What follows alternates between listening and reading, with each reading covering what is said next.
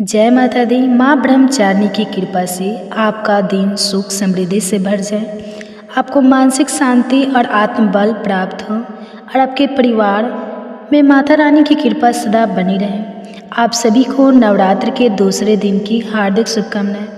आज सुनिए माँ ब्रह्मचारिणी की कथा। ब्रह्मचारिणी का अर्थ होता है तप का आचरण करने वाली देवी।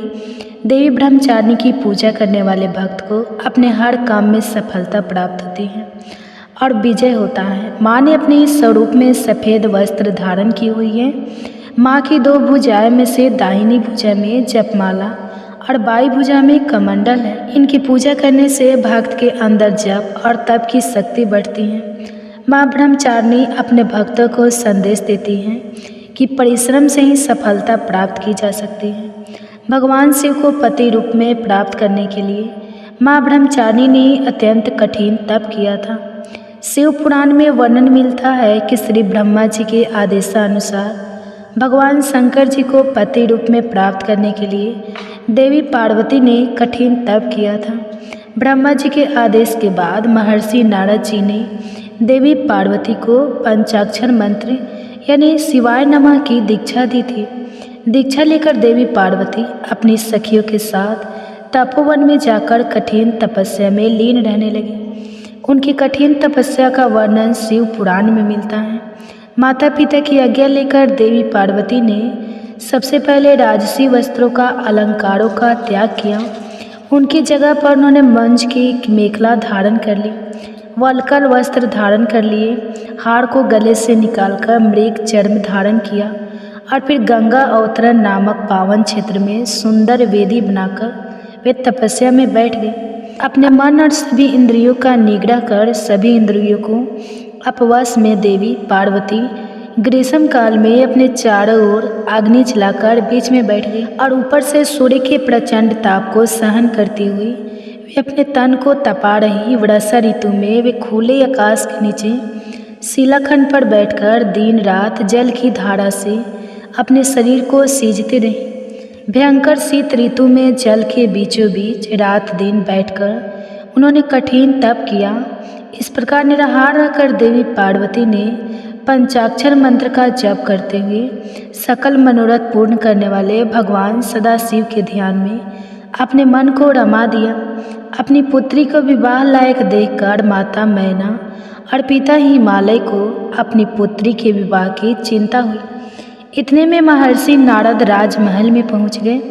अपने महल में महर्षि को विराजमान देखकर राजा और रानी ने अपनी पुत्री के भविष्य के विषय में उनसे पूछा। त्रिकालज्ञ सर्वज्ञ तुम्हा गति सर्वत्र, तुम्हारी कहु सुता के दोष को। मुनिवर हृदय विचारी नारद जी ने देवी पार्वती का हाथ देकर भविष्यवाणी की। सब लक्षण संपन्न कुमारी हुई, सतत पियाही पियादी सदा अचल ही कर आई। वता यही तेजस्वी पितु माता राजा हिमालय ने प्रश्न में बेटी के अवगुण पहले पूछे थे, किंतु देवर्ष नारद ने पहले पार्वती जी के गुणों का बखान किया। नारद जी चतुर और मनोवैज्ञानिक वक्ता हैं। वे सबके मन की बातें पढ़ लेते हैं। इसलिए देवी पार्वती के माता पिता से वे उनके दिव्य गुणों की चर्चा करते हैं। सद्गुणों की एक लंबी सूची नारद जी ने उनके सामने प्रस्तुत की। लेकिन जब देवी पार्वती के पिता ने पूछा कि हे देवर्ष, मेरी पुत्री में अगर कोई दोष हो तो वह भी बतला दीजिए, तब देवर्षि नारद बोले, सुनहु जे अब अवगुण दैचारी यानी कि पुत्री में 2-4 अवगुण भी हैं, उन्हें भी अब सुन लो। जोगी जटल अकाल मन नगन अमंगल वेश अस्वामी ही कहा मिली परिहस्त असिरेख। नारद जी कहने लगे कि पार्वती पुत्री तो सर्वगुण संपन्न है, किंतु इनका पति जटा झूठधारी दिगंबर और अमंगल वेश वाला होगा। नारद जी के मुंह से यह बात सुनकर देवी पार्वती के माता पिता तो बहुत उदास हो गए, किंतु देवी पार्वती को मन ही मन बड़ी प्रसन्नता हुई। जो विवाह शंकर सन हुई, दोष गुण सब कहे सब कोई। नारद जी ने पार्वती जी के माता पिता को बहुत समझाया कि जिन दोषों का वर्णन मैंने किया है वे सभी शंकर जी में हैं और अगर पार्वती जी का विवाह भगवान शंकर से करा दिया गया तो यह दोष भी गुण में बदल जाएंगे। समर्थ का नहीं दोष गुसाई, रवि पाकर सूर सरी की नाई।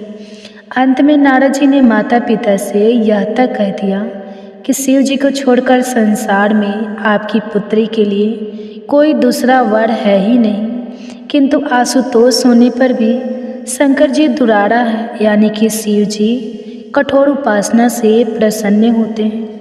उनको प्राप्त करने के लिए करने का एक ही उपाय है कि पार्वती जी वन में जाकर कठिन तपस्या में लीन हो जाए।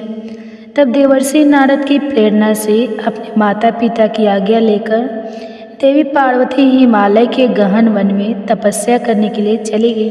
पार्वती जी के तप में हद से अधिक भगवान शिव को प्राप्त करने का अनुराग है, इसलिए शिव जी के चरणों का ध्यान करते हुए उन्होंने सभी प्रकार के सुखों का त्याग कर दिया।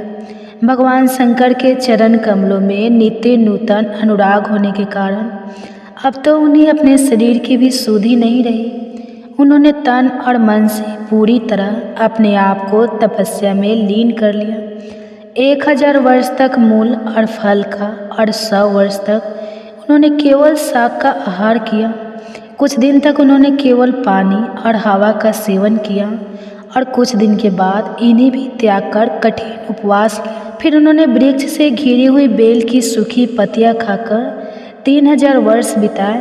तब देवी पार्वती ने सूखी पत्तियां भी खाना बंद कर दिया। तब उनका नाम पड़ गया अपर्णा। तभी देवी पार्वती की इस कठिन तपस्या को देखकर आकाशवाणी हुई कि हे देवी, तुम्हारे मनोरथ पूर्ण हो गए। अब तुम हठ और तप छोड़कर अपने घर चले जाओ। भगवान शंकर तुमसे मिलने जल्दी आएंगे। इसके बाद एक दिन भगवान शिव ने देवी की तपस्या से प्रसन्न होकर उन्हें दर्शन दिए और उन्हें अपनी पत्नी के रूप में स्वीकार करने का वचन भी दिया। कठिन तपस्या में लीन होने के कारण और सभी प्रकार के सांसारिक सुखों का त्याग करने के कारण ही माँ के इस रूप की पूजा की जाती है। माँ ब्रह्मचारिणी की पूजा करने से सभी प्रकार के सुख समृद्धि की प्राप्ति होने के साथ ही सारे मनोरथ भी पूर्ण हो जाते हैं। तो प्रेम से बोलिए ब्रह्मचारिणी माता की जय। प्रिय श्रोताओ, आप सुनिए श्री महिषासुर मर्दांगिनी स्तोत्र का हिंदी अनुवाद। हे हिमालय राज की पुत्री, हे गिरजा देवी, विश्व को आनंदित करने वाली देवी, नंदी गणों द्वारा पूजित गिरि श्रेष्ठ विंध्याचल के शिखर पर निवास करने वाली देवी, अपनी लीला से भगवान श्री विष्णु को प्रसन्न करने वाली, इंद्रदेव के द्वारा नमस्कृत भगवान नीलकंठ की पत्नी, विश्व में विशाल कुटुंब वाली और विश्व को संपन्नता देने वाली, हे महिषासुर का मर्दन करने वाली भगवती, अपने बालों की लता से आकर्षित करने वाली पर्वत की पुत्री, आपकी जय हो, जय हो। देवों को वरदान देने वाली, दुर्धरा और दुर्मुख असुरों को मारने वाली और स्वयं में ही हर्षित रहने वाली, तीनों लोकों का पोषण करने वाली, शंकर जी को संतुष्ट करने वाली, पापों को हरने वाली और घोर गर्जना करने वाली, दानव पर क्रोध करने वाली, अहंकारों को घमंड को सुखा देने वाली, समुद्र की पुत्री, हे महिषासुर का मर्दन करने वाली, अपने बालों की लता से आकर्षित करने वाली पर्वत की पुत्री, आपकी जय हो, जय जगत माता, हे मेरी माँ, प्रेम की कदम के वन में वास करने वाली, हास्य भाव में रहने वाली, हिमालय के शिखर पर स्थित अपने भवन में विराजित मधु की तरह मधुर मधु कैटभ का मद नष्ट करने वाली, महिष को वीरदान करने वाली, सदा युद्ध में लिप्त रहने वाली, हे महिषासुर का मर्दन करने वाली, अपने बालों की लता से आकर्षित करने वाली पर्वत की पुत्री, आपकी जय हो, जय हो, जय हो। शत्रुओं के हाथियों की सूंड काटने वाली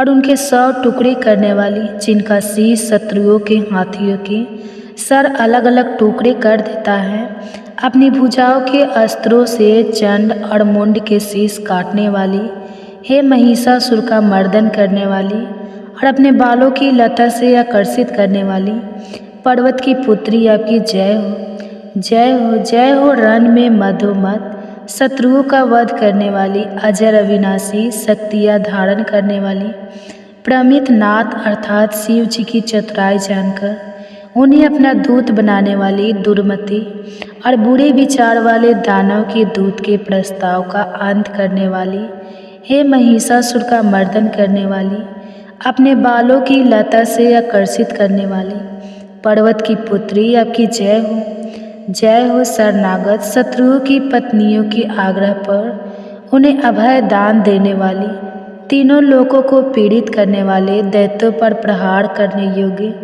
त्रिशूल धारण करने वाली, देवताओं की दुदुम्बी से धूम धूम की ध्वनि को सभी दिशाओं में व्याप्त करने वाली, हे महिषासुर का मर्दन करने वाली, अपने बालों की लता से आकर्षित करने वाली, पर्वत की पुत्री आपकी जय हो।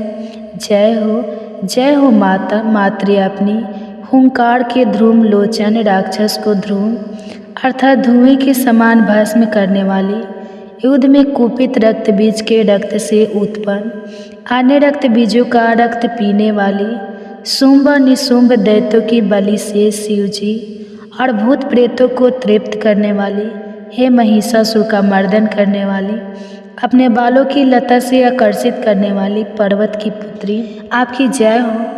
जय हो, जय हो युद्ध भूमि में जिनके हाथों के कंगन धनुष के समान चमकते हैं, जिनके सोने के तीर शत्रुओं को विदीर्ण करके लाल हो जाते हैं और उनकी चीखें निकालते हैं, चारों प्रकार की सेनाओं हाथी घोड़ा पैदल रथ का संहार करने वाली, अनेक प्रकार की ध्वनि करने वाले, बटकों को उत्पन्न करने वाली, हे महिषासुर का मर्दन करने वाली, अपने बालों की लता से आकर्षित करने वाली, पर्वत की पुत्री आपकी जय हो। जय हो, जय हो देवांगना के तत्थाय आदि शब्द के युक्त भावमय नृत्य में मग्न रहने वाली कुती, गीतों को सुनने में लीन मृदंग की धुक धीमी धीमी आदि गंभीर ध्वनि सुनने में लिप्त रहने वाली, हे महिषासुर का मर्दन करने वाली, अपने बालों की लता से आकर्षित करने वाली, पर्वत की पुत्री आपकी जय हो। जय हो, जय हो जय जयकार करने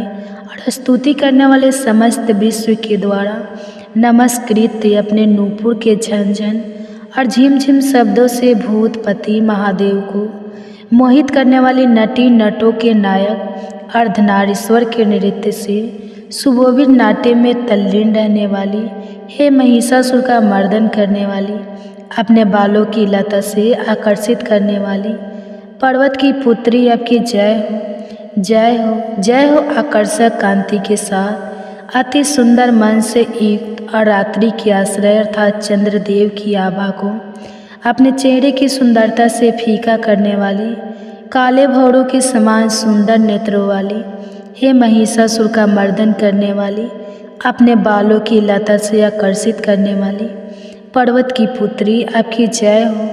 जय हो, जय हो महायोद्धाओं से युद्ध में चमेली के पुष्पों की तरह कोमल स्त्रियों के साथ रहने वाली तथा चमेली की लताओं की तरह कोमल भील स्त्रियों से जो झिंगुर के झुंड की तरह घिरी हुई है, चेहरे पर उल्लास से उत्पन्न उषा काल के सूर्य और खिले हुए लाल पुष्प के समान मुस्कान वाली, हे महिषासुर का मर्दन करने वाली, अपने बालों की लता से आकर्षित करने वाली, पर्वत की पुत्री आपकी जय हो। जय हो, जय हो जिसके कानों से लगातार मद बहता रहता है, उस हाथी के समान उत्तेजित है गरजेश वरी तीनों लोकों के आभूषण रूप सौंदर्य शक्ति और कलाओं से सुशोभित है राजपुत्र, सुंदर मुस्कान वाली स्त्रियों को पाने के लिए मन में मोह उत्पन्न करने वाली मनमत की पुत्री के समान, हे महिषासुर का मर्दन करने वाली, अपने बालों की लता से आकर्षित करने वाली,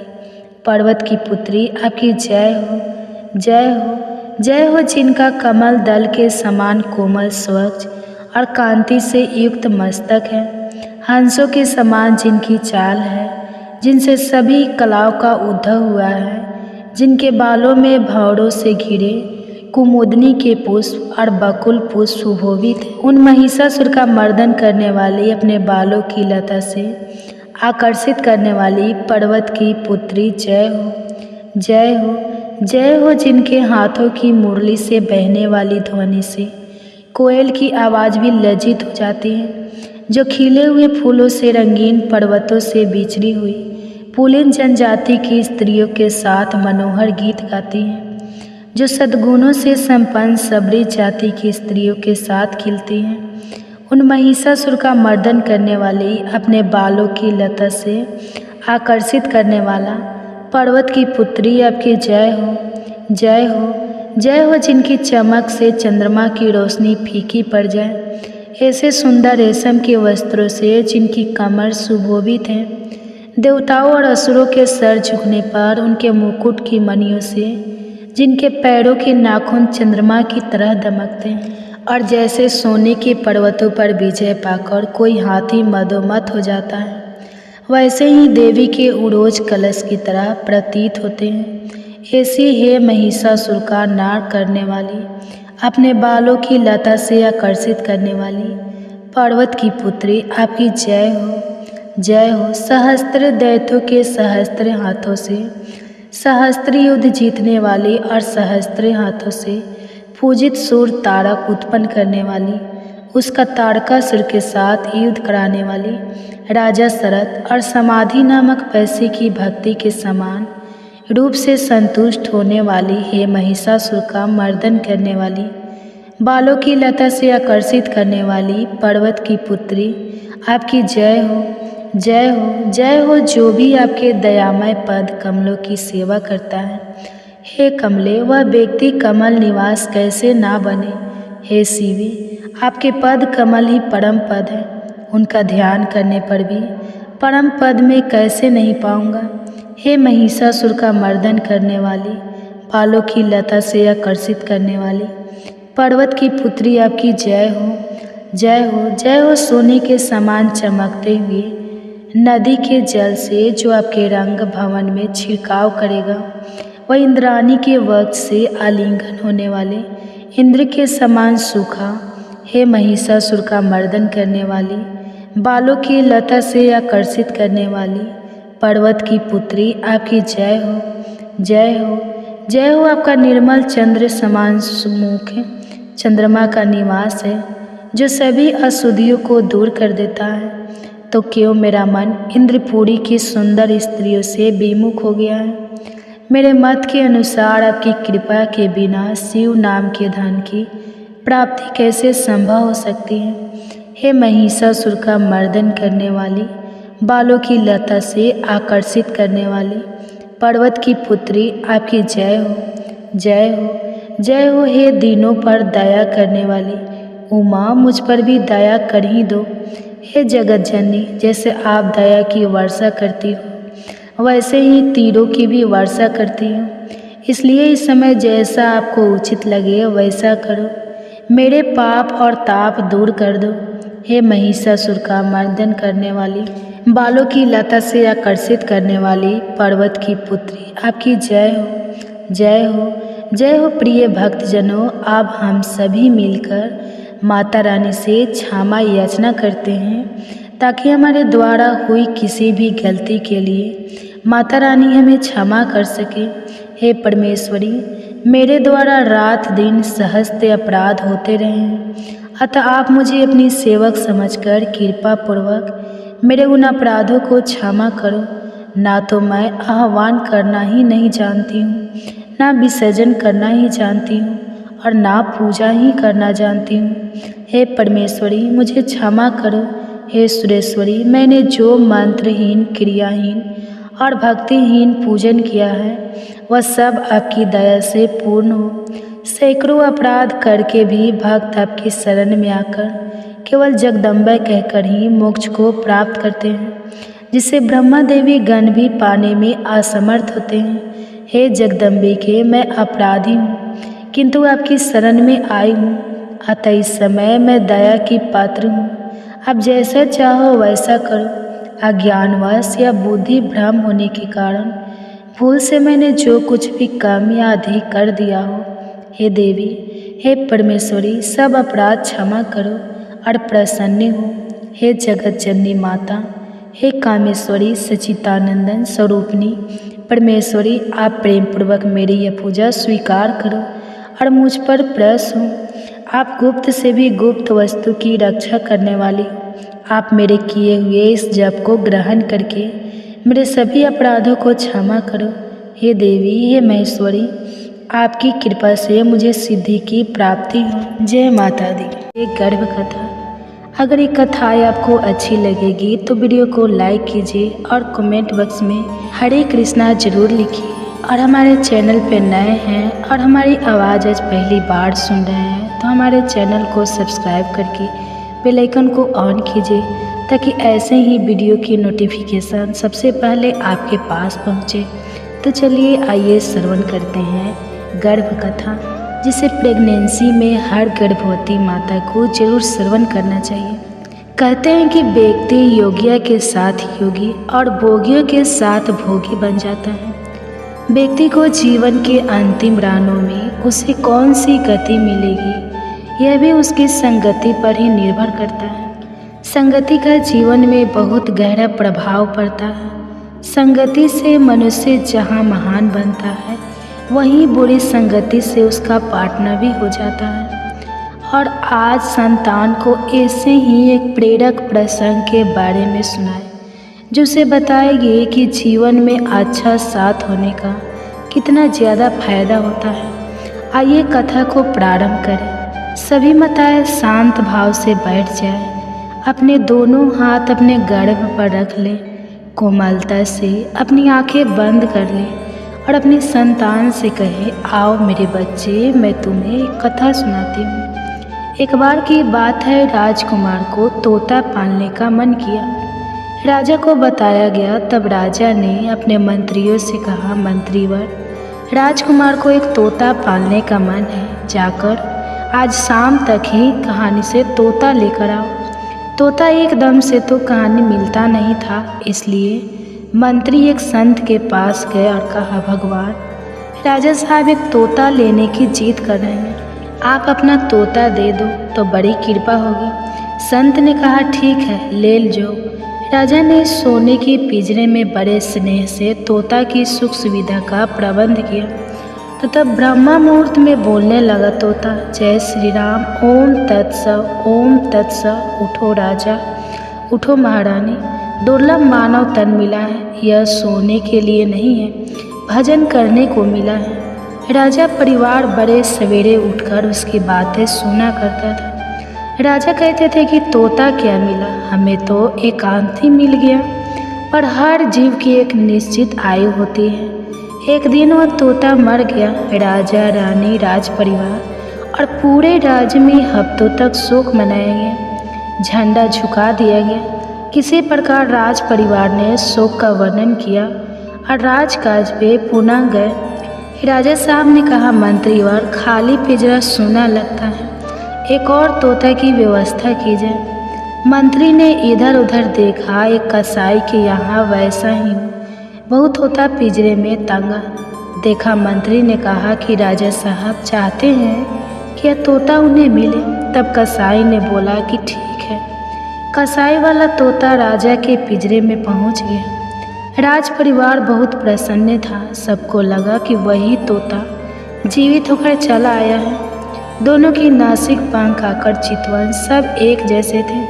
लेकिन बड़े सवेरे तू तो इस प्रकार राजा को बुलाने लगा जैसे वह कसाई अपने नौकरों को उठाता था।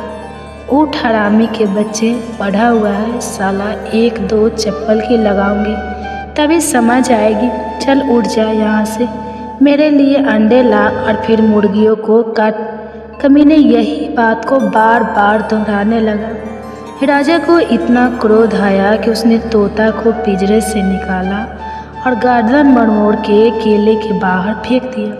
मेरे बच्चे वे दोनों तोता सेज भाई थे, पर एक ही गर्दन मरोड़ दी गई तो दूसरे के लिए झंडा झुका दिए गए। भंडारा किया गया, शोक मनाया गया। आखिर भूल हुई तो कहाँ हुई?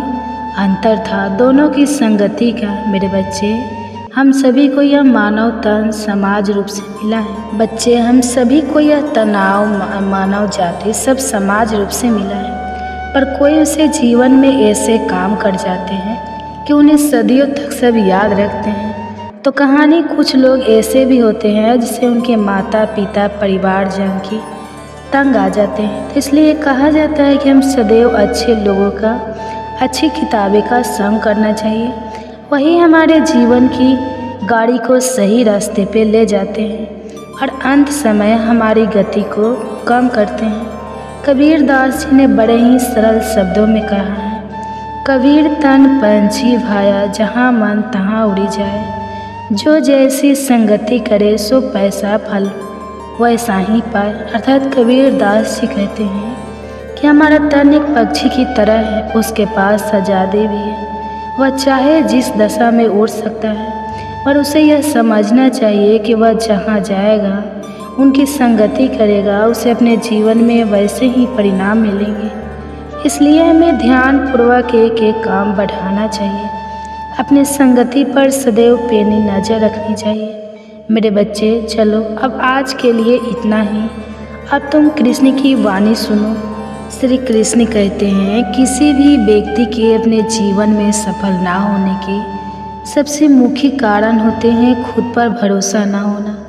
जीवन में वही व्यक्ति सफल होता है जिसे खुद पर भरोसा हो। जिस व्यक्ति को खुद पर भरोसा नहीं है, वह कभी भी सफल नहीं हो सकता। एक बार दानवीर कर्ण ने भगवान श्री कृष्ण से अपनी व्यथा सुनाई और कहा कि हे प्रभु, जब मैं पैदा हुआ तब मेरी माँ ने मुझे त्याग दिया। इसमें मेरा क्या अपराध था?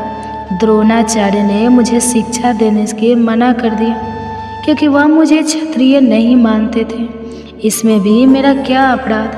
और द्रौपदी के स्वयंवर में मुझे अपमानित किया गया क्योंकि महाराज परिवार का हिस्सा नहीं हूँ। जवाब में श्री कृष्ण ने कहा, हे कर्ण, जरा ध्यान से सुनो। मेरा जन्म हुआ तब मैं कारागार में था और मैं पैदा होते ही मेरी मृत्यु मेरा प्रतीक्षा कर रही थी। जिस रात मेरा जन्म हुआ था, उस रात मुझे मेरे माँ बाप से अलग होना पड़ा, जहाँ पहुँचकर मुझे हर वो एक काम करना पड़ा जो एक गरीब परिवार में करना पड़ता है। गायों का गोबर हाथ से उठाना।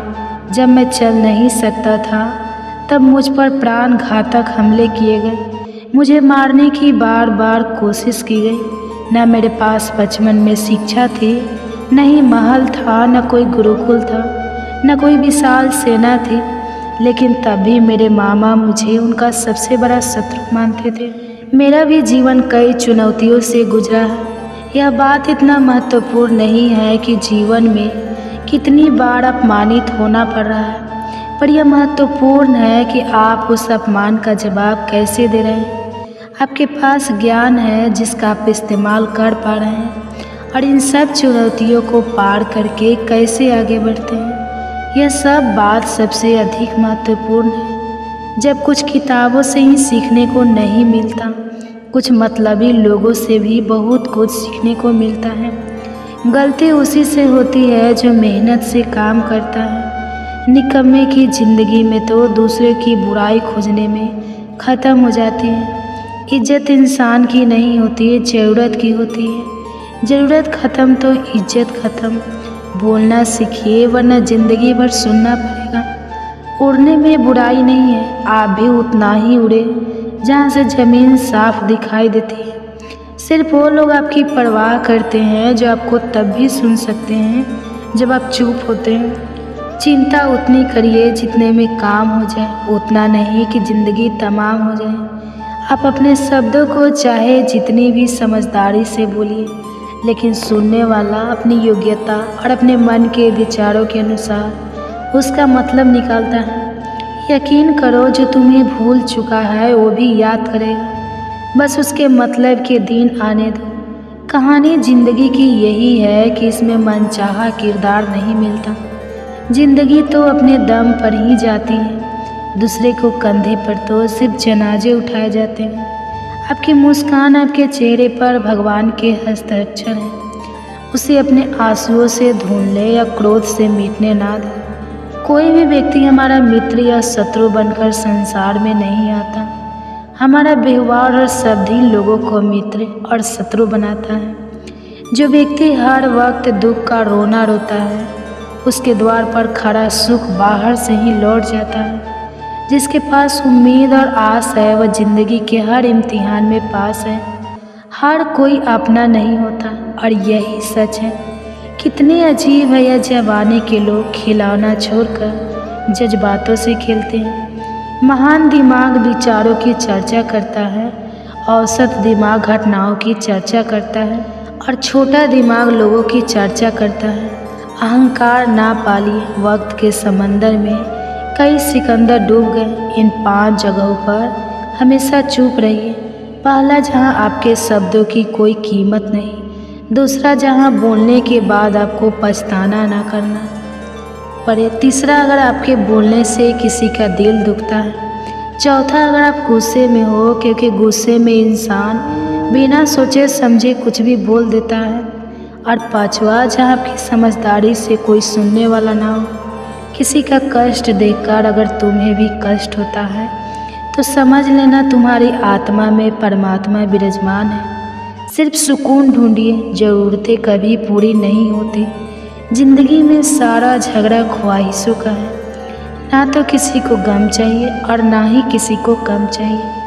जिसके इरादे हमेशा साफ होते हैं, कई बार लोग उसके ही खिलाफ होते हैं। जो तुमसे तंग आ जाए उसे छोड़ दो, क्योंकि बोझ बन जाने से याद बनना बेहतर है। झूठ की खरीदारी ज़्यादा दिन तक नहीं टिकती। सच एक ही सही अंत तक साथ देता है। किसी इंसान के आज को देखकर उसके भविष्य का मजाक मत उड़ाओ, क्योंकि समय में इतनी शक्ति है कि वह कोयलों को भी धीरे धीरे हीरे में बदल देता है। समय जब फैसला करता है तो गवाही की ज़रूरत नहीं होती। इंसान का काम तमाम करने वाला शब्द है, कल करूँगा। ना तो अधिक बोलना अच्छा है, ना ही ज़रूरत से ज़्यादा चुप रहना। जैसे बहुत अधिक वर्षा होना भी अच्छा नहीं है, वैसे बहुत अधिक धूप भी अच्छी नहीं होती। विचार कीजिए, जब हमारा जन्म हमारी मर्जी से नहीं होता तो मरण भी हमारी मर्जी से नहीं होता। तो इस जन्म मरण के बीच में होने वाली सारी व्यवस्था हमारी मर्जी से कैसे हो सकती है। ज़िंदगी में हर मौके का फ़ायदा उठाओ और किसी के मजबूरी का नहीं। अगर ज़िंदगी मौका देती है तो धोखा भी देती है। आज के ज़माने में सुखी होना तो स्वार्थी बनना पड़ेगा। यह हम नहीं, इस युग की सत्य हकीकत है। जो हमारे जज्बातों की कदर नहीं कर सकते, उनके पीछे पागल होना प्यार नहीं, बेवकूफ़ी है। हवाएं अगर मौसम का रुख बदल सकती है तो दुआएं भी मुसीबत का पल जरूर बदल सकती है। जो दिल में है उसे कहने की हिम्मत रखो, जो दूसरे के दिल में है उसे समझने की समझ रखो। रिश्ते कभी नहीं टूटेंगे।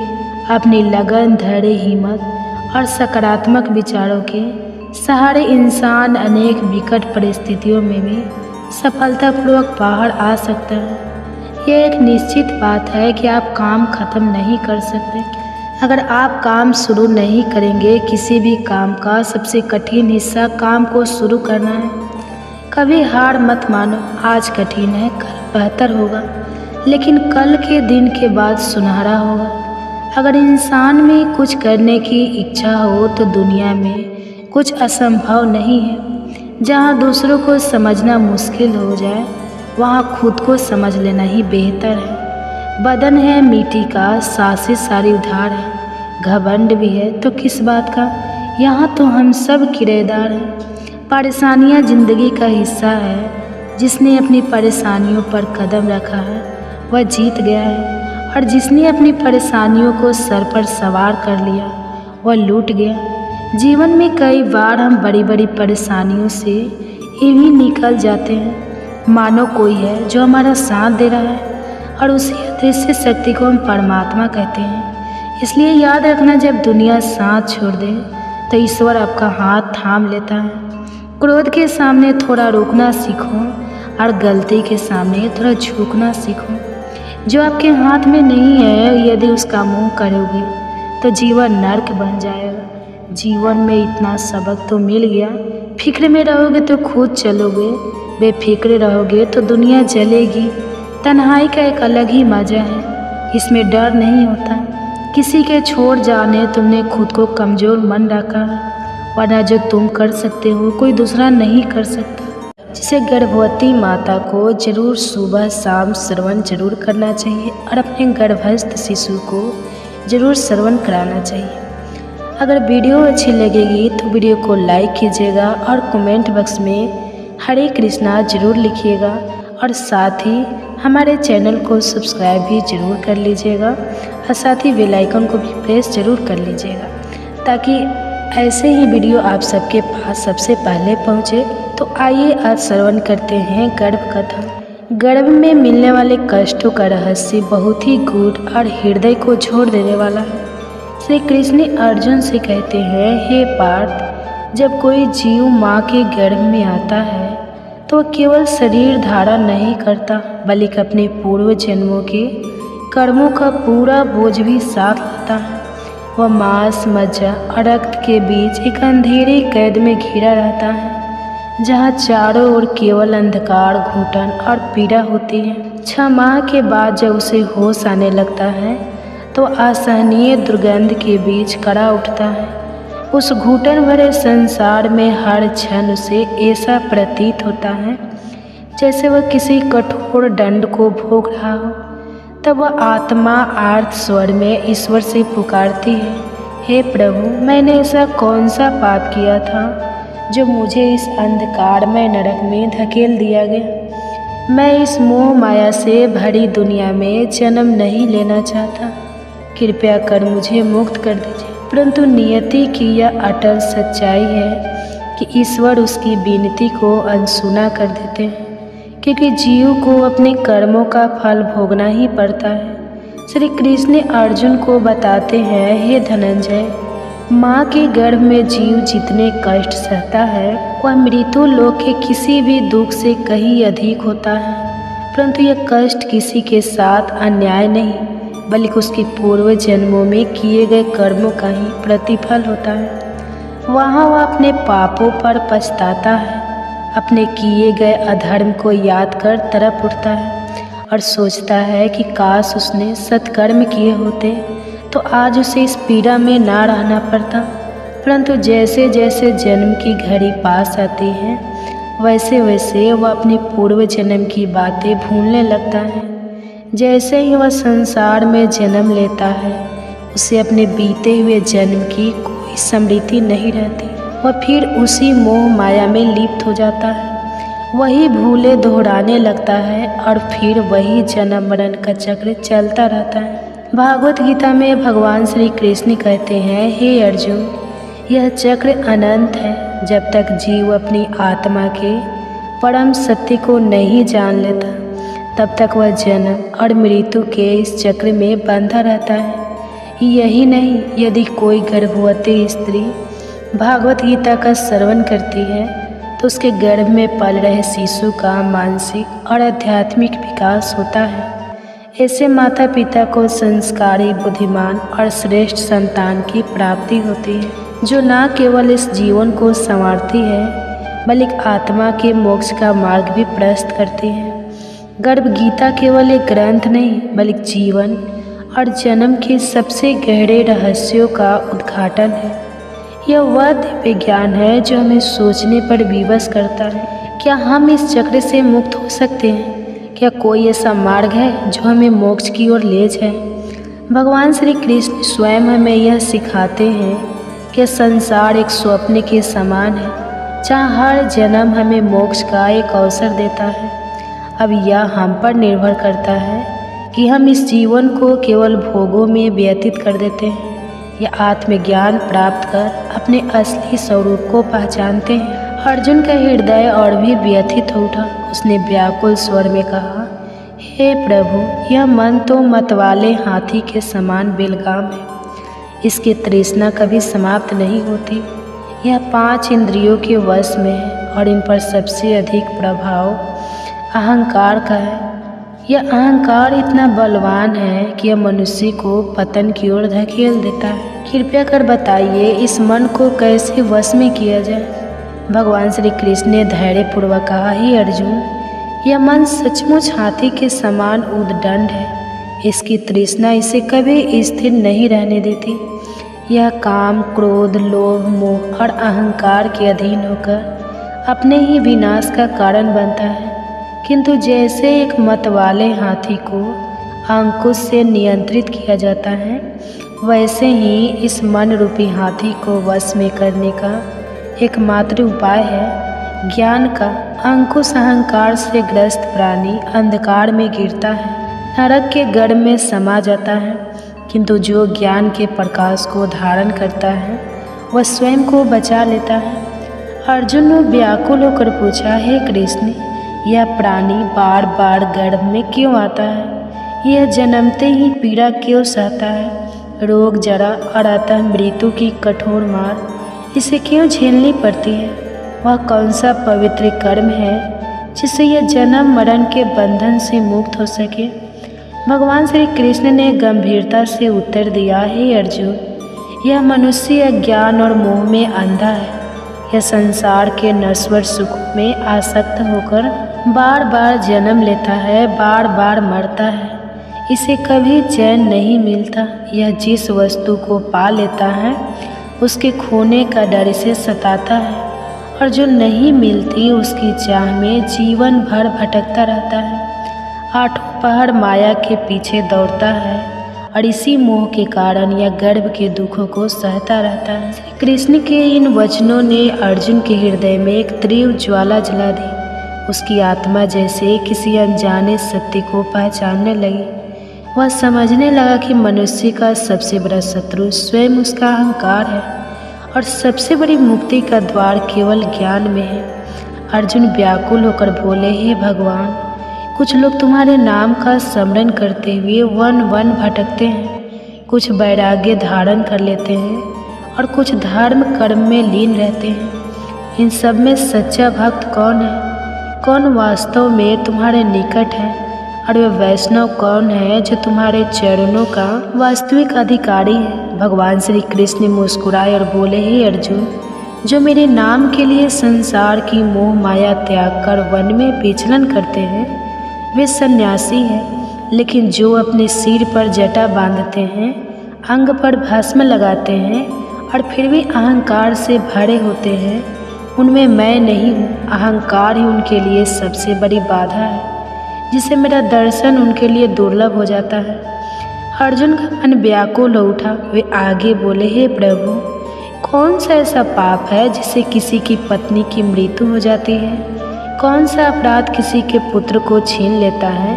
और वह कौन सा अधर्म है जिससे कोई नपुंसक हो जाता है? भगवान श्री कृष्ण ने गंभीर स्वर में उत्तर दिया, हे अर्जुन, जो व्यक्ति किसी से उधार लेता है और उसे लौटाने की नियत नहीं रखता, उसके इस पाप से उसकी पत्नी असमय मृत्यु को प्राप्त होती है। जो व्यक्ति किसी की अमानत में खयानत करता है, उसका पुत्र काल के गाल में समा जाता है। और जो किसी से वादा करता है परंतु समय आने पर मुकर जाता है, वह अगले जन्म में नपुंसक होता है। ये सभी पाप अत्यंत घोर है जो जीवन को दुख और विनाश की ओर ले जाते हैं। अर्जुन का मन व्याकुल हो गया। उन्होंने कांपते स्वर में पूछा, हे प्रभु, कुछ लोगों को आप अपार धन संपत्ति स्वर्ण और वैभव देते हैं, वे कौन से पुण्य के भागी होते हैं? और जो हाथी घोड़ा रथ जैसे राजसी सुख पाते हैं, उन्होंने कौन सा महान कर्म किया होता है?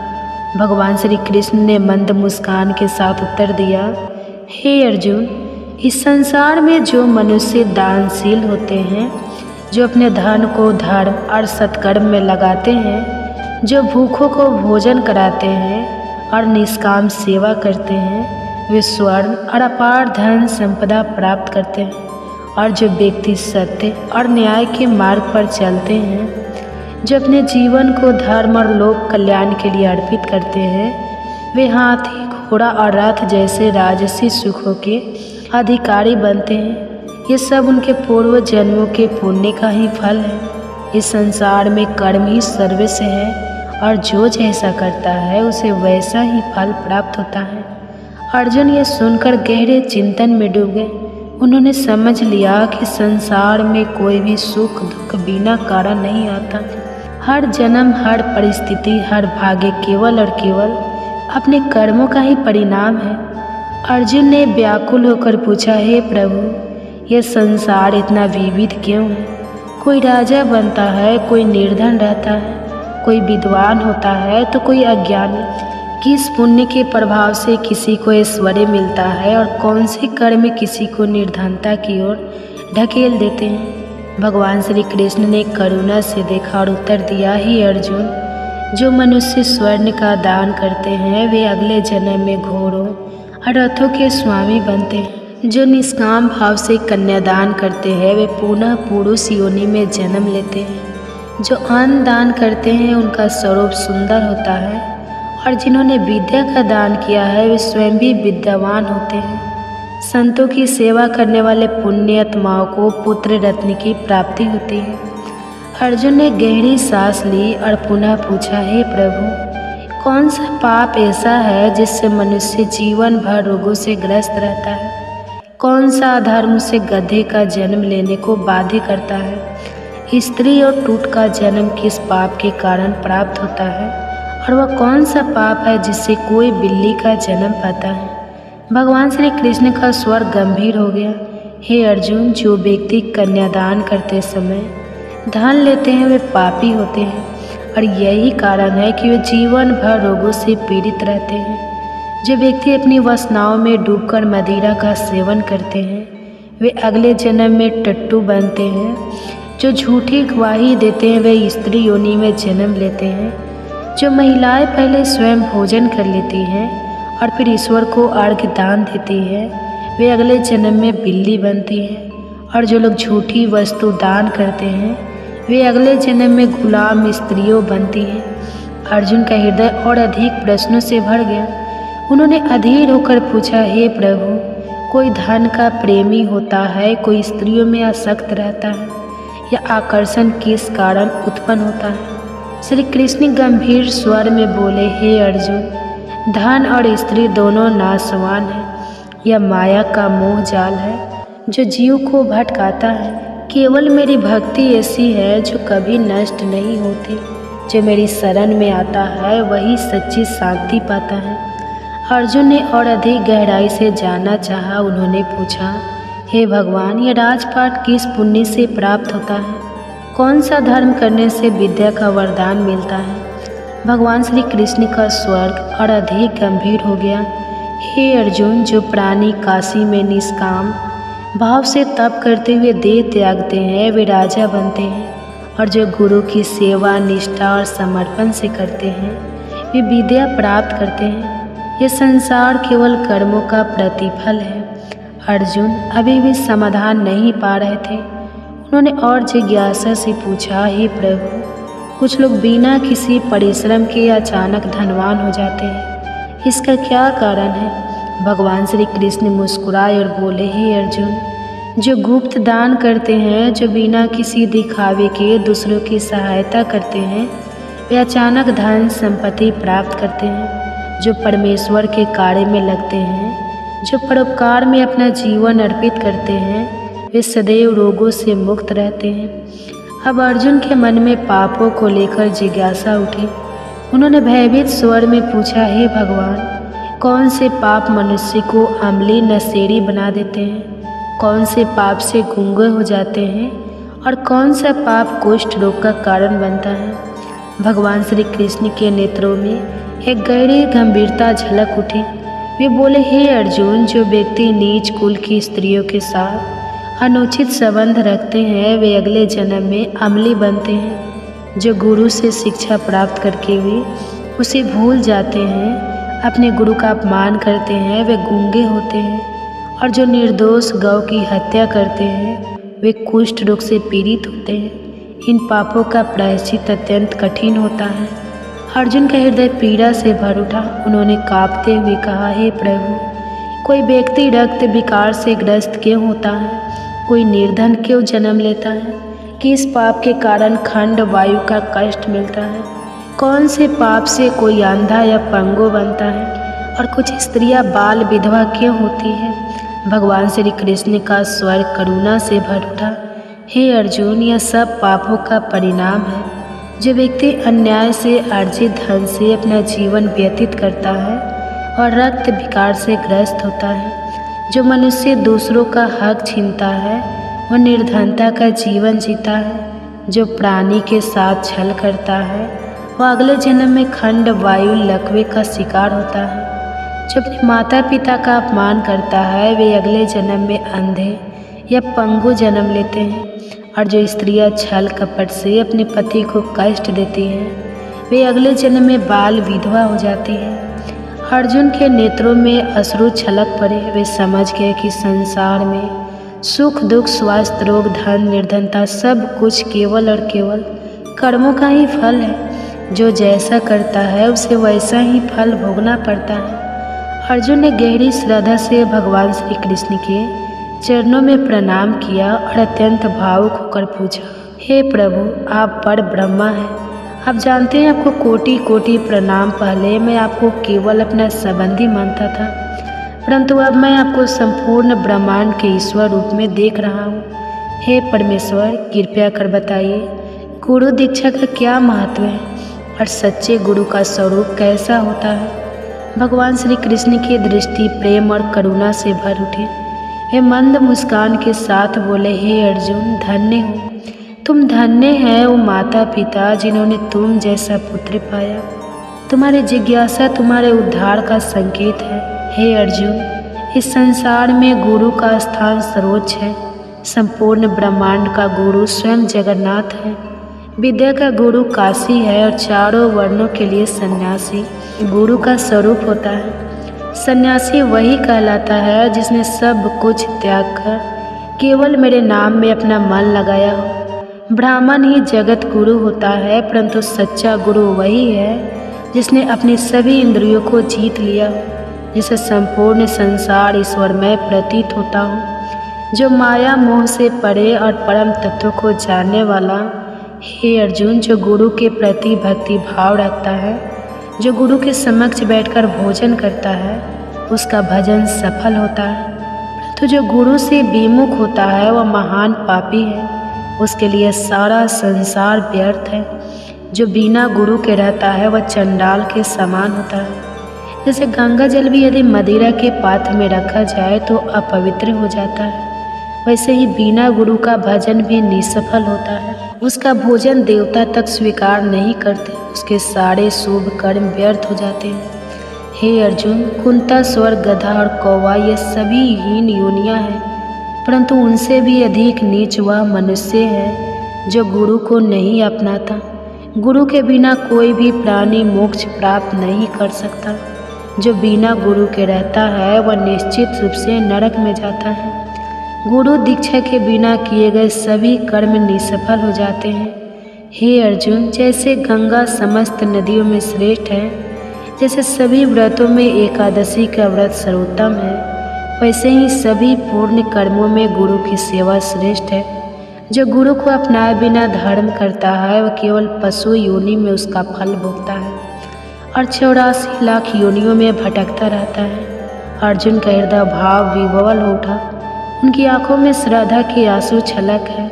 उन्होंने कांपते स्वर में पूछा, हे प्रभु, गुरु दीक्षा क्या होती है? कैसे एक साधारण प्राणी गुरु की कृपा प्राप्त कर सकता है? भगवान श्री कृष्ण के नेत्रों में दिव्य तेज झलक उठा। उन्होंने गंभीर और मधुर स्वर में कहा, हे अर्जुन, धन्य है तेरा जन्म, क्योंकि तूने यह परम पवित्र प्रश्न किया। गुरु दीक्षा मात्र 2 अक्षरों में समाई हुई है, हरि एव और हरि एम ई। 2 अक्षर गुरु द्वारा प्रदान किए जाते हैं और चारों वर्णों के लिए इन्हें अपनाना सर्वोत्तम है। जो व्यक्ति गुरु की सच्चे मन से सेवा करता है वह मेरे हृदय में स्थान पाता है। वह 84 लाख योनियों से मुक्त हो जाता है, जन्म मरण के बंधन से छूट जाता है और नरक के दुखों से बच जाता है। जो गुरु की सेवा नहीं करता वह 3 करोड़ 50 लाख वर्षों तक नरक भोगता है, लेकिन जो गुरु की सेवा करता है वह कई अश्वमेध यज्ञों के पुण्य का भागी बनता है। गुरु की सेवा करना ही मेरी सेवा करना है। हे अर्जुन, हमारे इस पवित्र स्वाद को जो भी प्राणी श्रद्धा से पढ़ेगा और सुनेगा वह जन्म जन्मांतर के कष्टों से मुक्त हो जाएगा। उसके 84 लाख योनियाँ कट जाएगी और वह गर्भ के दुखों से सदा के लिए मुक्त हो जाएगा। अर्जुन की आंखों से अश्रुधारा बह निकली। उन्होंने श्री कृष्ण के चरणों में सिर झुका दिया और उनके भीतर एक असीम शांति का संचार हुआ। अब उन्हें अपना मार्ग स्पष्ट दिखने लगा। गुरु की भक्ति और सेवा ही परम सत्य है। वृद्ध जनों के प्रति कर्तव्य परिवार के सदस्यों का कर्तव्य है कि वे वृद्धों को यह महसूस ना होने दें कि उनका इस घर में कोई स्थान नहीं रहा। उन्हें ऐसा लगना चाहिए कि परिवार उनके प्रति प्रेम और उनका सम्मान रखता है। यदि हम आज अपने बुजुर्गों की सेवा करेंगे तो कल हमारी संतानें भी हमें वही आदर देगी। यह जीवन का चक्र है, जो बोवेगे वही पाओगे। गृहस्थों का कर्तव्य है कि जो भी अतिथि या अभाग्यत उनके द्वार पर आए उसका उचित सत्कार करें। भारतीय संस्कृति में कहा गया है, अतिथि देवो भव। जहाँ अतिथियों का सम्मान नहीं होता वहाँ समाज और परिवार की उन्नति रुक जाती है। परिवार की एकता भी बहुत महत्वपूर्ण है। जहाँ लोग एक दूसरे से खुलकर संवाद नहीं करते, एक दूसरे से कटे कटे रहते हैं, वह समाज और परिवार शीघ्र ही बिखरने लगते हैं। इसके विपरीत जहाँ शाम को सभी सदस्य मिलकर बैठते हैं, अपनी बातें साझा करते हैं और परस्पर प्रेम भाव रखते हैं, वहाँ परिवार में सुख और समृद्धि बनी रहती है। अगर कोई व्यापार लगातार घाटे में चल रहा हो तो उसे सफल नहीं कहा जा सकता। इसी तरह मानव जीवन भी एक व्यापार की तरह है। अगर इसमें प्रसन्नता, शांति और संतोष नहीं है तो यह घाटे में ही चल रहा है। अत्यधिक इच्छाएं, अहंकार, द्वेष, क्रोध, असहिष्णुता और स्वार्थ यह सभी जीवन को धीरे धीरे नष्ट कर देते हैं। बहुत से लोग सारी भौतिक सुविधाएं होने के बावजूद भी मानसिक रूप से परेशान रहते हैं, क्योंकि वे ईर्ष्या, द्वेष, कलह, चिंता और मानसिक उलझनों में उलझे रहते हैं। धन अधिक हो या कम, लेकिन मन यदि पवित्र है तो जीवन सुखी रहेगा। शुद्ध विचार, संतों और सज्जनों की संगति से मन की पवित्रता बनी रहती है। बुढ़ापा जीवन का अंतिम सत्य, अंत भला तो सब भला, यह कहावत सही है, लेकिन अधिकांश लोगों के लिए बुढ़ापा सबसे कष्टदायक समय बन जाता है। जो व्यक्ति अपने पूरे जीवन में क्रोध, ईर्ष्या, स्वार्थ और कटुता को पालता है, उसका बुढ़ापा भी दुखदायी हो जाता है। परंतु जो संतोष, सेवा और प्रेम का मार्ग अपनाता है, वो अपने जीवन के अंतिम पड़ाव को भी शांति और सुख के साथ व्यतीत करता है। वास्तविक सुख बाहरी चीज़ों में नहीं, मन की शांति, अच्छे विचारों और प्रेम पूर्ण संबंधों में है। वृद्धों का सम्मान करें, उनके अनुभवों से सीखें, परिवार में प्रेम और एकता बनाए रखें, मन को शुद्ध रखें ताकि जीवन के अंतिम क्षण भी सुखद और शांतिपूर्ण हो। दोस्तों, अगर आपको ये वीडियो पसंद आई हो तो लाइक, शेयर और सब्सक्राइब करना ना भूलें।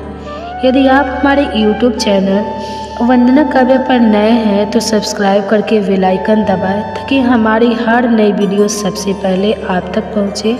कमेंट्स में जय श्री कृष्णा, राधे राधे लिखना, अपना आशीर्वाद दें। हमारी पूरी वीडियो देखने के लिए धन्यवाद। जय श्री कृष्णा, राधे राधे। कहते हैं कि गर्भावस्था में अगर पूरी भागवत ना भी पढ़ पाए तो कृष्ण के जन्म के समय की स्तुति जरूर ही श्रवण करना चाहिए।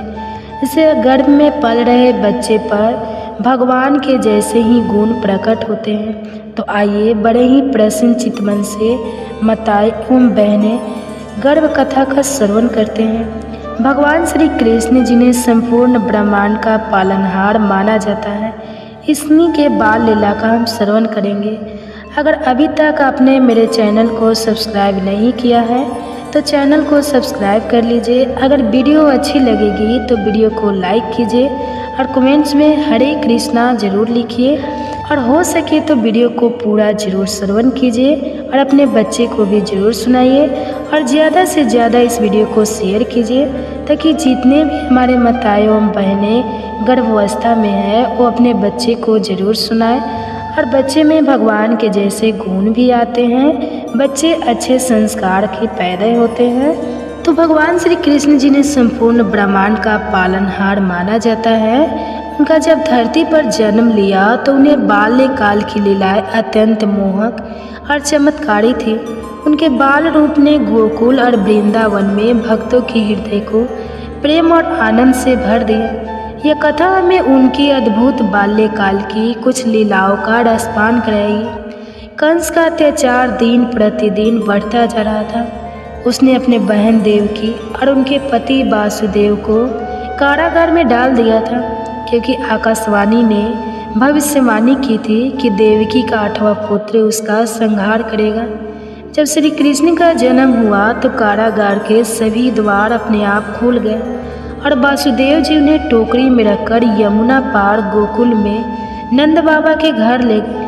वहाँ उन्होंने यशोदा के नवजात शिशु के स्थान पर कृष्ण को रख दिया और लौट आए। सुबह होते ही नंद बाबा और यशोदा माता को यह अपार हर्ष हुआ कि उनके घर में एक सुंदर पुत्र ने जन्म लिया। गोकुल में आनंद की लहर दौड़ गई, चारों ओर उल्लास का वातावरण बन गया। कंस ने कृष्ण को मारने के लिए कई असुरों को भेजा। उनमें से एक थी पुतना, जो बच्चों को मारने के लिए उन्हें विषैले दूध से पिलाती थी।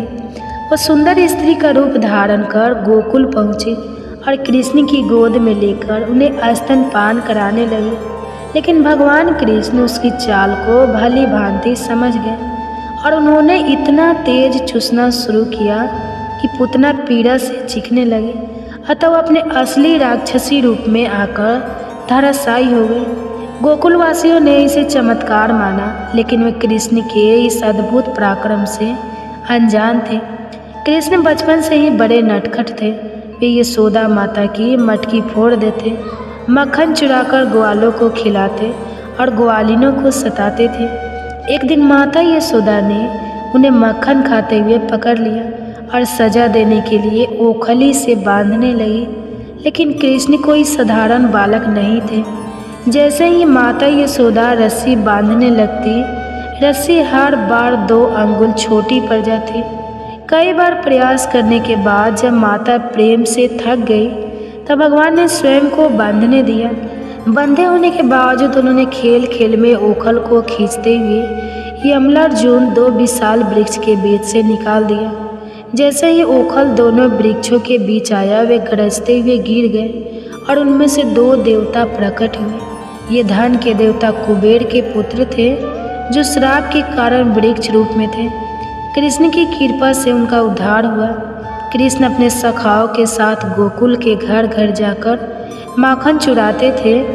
वे कभी मटकी फोड़ देते, कभी ऊंचाई पर रखी मटकी से मक्खन निकालने के लिए सखाओं के साथ पिरामिड बना लेते। इस पर गोकुल की ग्वालिन यशोदा माता से शिकायत करने आई, माई तेरा लाला बहुत नटखट हो गया है, हमारे घरों में घुसकर मक्खन चुरा लेता है। यशोदा माता ने कृष्ण को डांटा, लेकिन कृष्ण भोलेपन से बोले, माई मैंने तो मक्खन नहीं खाया, देखो मेरे हाथ भी साफ, जबकि मक्खन उनके ओठों पर लगा हुआ था। कृष्ण की मासूमियत देखकर ग्वालिन हंस पड़ी और उनके बाल रूप पर मुग्ध हो गई। यमुना नदी में कालिया नाग नामक एक विषैला नाग रहता था, जिससे जल दूषित हो गया था। गोकुल के पशु पक्षी और मनुष्य इससे त्रस्त थे।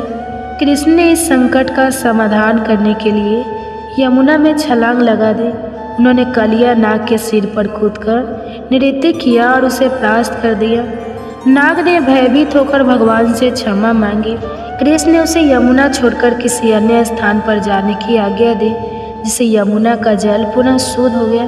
गोकुलवासी हर वर्ष इंद्र देवता की पूजा करते थे, लेकिन कृष्ण ने समझाया कि हमें इंद्र की नहीं बल्कि गोवर्धन पर्वत की पूजा करनी चाहिए, जो हमारी गायों को चरने के लिए हरी घास देता है और हमें भोजन प्रदान करता है।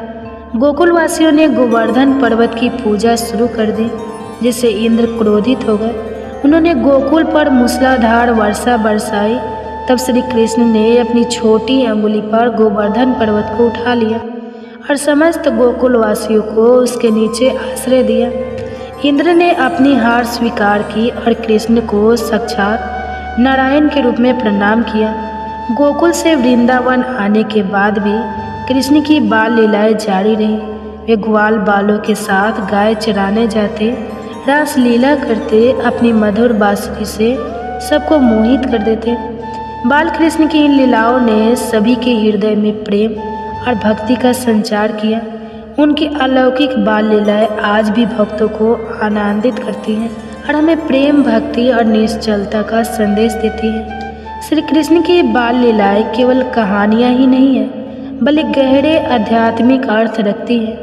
वे हमें सिखाती है कि प्रेम, भक्ति और नटखट सरलता से ईश्वर को पाया जा सकता है। बाल कृष्ण की लीला हमें आनंदित करती है और जीवन में सच्चे प्रेम और विश्वास का महत्व समझाती है।